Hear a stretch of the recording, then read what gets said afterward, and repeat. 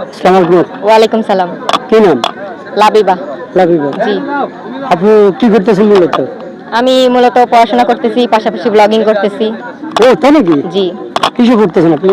আমি এবার এইচএসসি দিলাম এসএসসি। 2025-এ। আচ্ছা। না আমার সামনে দাঁড়িয়ে আছেন, এই যে অনেক মানুষ আপনাকে দেখতেছে, ভয় লাগতেছে? কেন ভয় লাগবে? আমি ক্যামেরার সামনে একদমই অভ্যস্ত। না আমি দেখতেছি আপনি কাঁপতেছেন। না না, একদমই না। তাই? জি। তাহলে দেখেন মেয়ে মানুষ হলে কিন্তু একজন বীর বাঙালির মতো একটা সাহস আছে।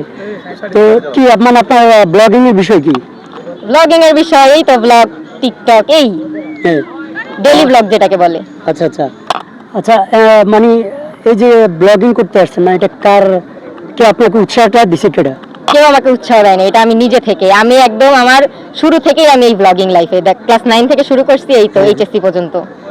এলে আমি কাজ করতে হলে তো অনেক কষ্ট, অনেকে অনেক রকম কথা বলে, বিশেষ করে মেয়েদের বেলায় অনেক জটিল। তো সেক্ষেত্রে বিষয়টা আপনি কিভাবে দেখতেছেন? না, এটা আমার পুরো একটা প্যাশন থেকে তৈরি হয়েছে, তারপরে এটা আস্তে আস্তে আমার প্রফেশন হয়ে গেছে। তাই? জি।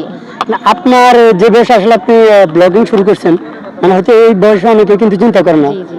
তারপরেও মানে ভবিষ্যতে আপনার কি হওয়ার চিন্তা ভাবনা ব্লগিং করে? আমার ব্লগিং নিয়ে কোনো ভবিষ্যৎ পরিকল্পনা নাই, এটা জাস্ট পার্ট টাইম, এরপরে আমি যা হই দেখা যাবে। তাই না? পরীক্ষায় তো মনে হয় না পাশ করব। কেন কেন? ভালো দেই নেই। তাই?